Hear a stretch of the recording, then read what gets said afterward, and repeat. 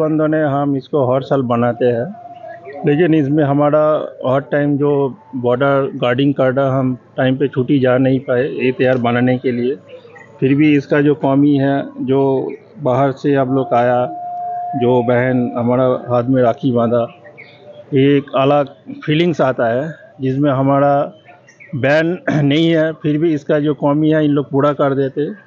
तो इसका जो छुट्टी नहीं मिला बा कोई जो टेंशन है, बॉर्डर में तो हर टाइम ही रहता है, थोड़ा सा उनका टाइम पे छुट्टी जाना आना, लेकिन जो जा नहीं पाते इसका जो कमी है, आप लोग आने का बाद जो एक अच्छा महसूस होता है, एक अच्छा माहौल बनता है, जिसमें रक्षाबंधन का जो मेन मकसद है ये जो हमारा बॉर्डर गार्डिंग है, उसके बाद हम बॉर्डर गार्डिंग करना बोल के जो सिविलियन अंदर है बा जो गांव में है, तो इनका जो बहन का रक्षा करना वो भी हमारा डिसिप्लिन में आता है। সীমান্ত চেতনা মঞ্চ পূৰ্বোত্তৰ ধুবুৰী নগৰ সমিতিয়ে প্ৰতি বছৰে আমাৰ এই দিনটোত পবিত্ৰ দিনটোত আমি বিশেষকৈ ধুবুৰী নগৰ সমিতিৰ আমাৰ BSFৰ এই ৱাটাৰ উইংটো পৰে আৰু পুলিচৰ ৰিজাৰ্ভ পৰে, গোটেই পুলিচ মানুহখিনি পৰে।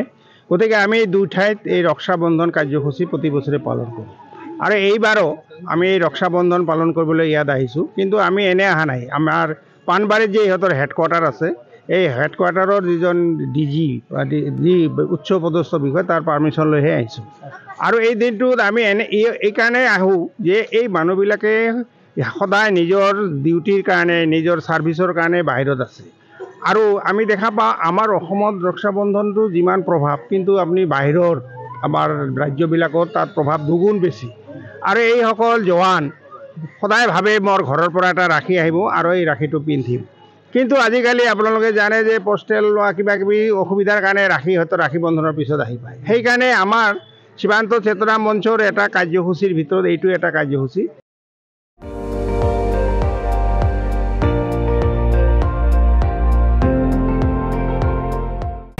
আপুনি চাই আছে ND24, সৰ্বশ্ৰেষ্ঠ নহয় সৰ্বোত্তমৰ দৌৰ।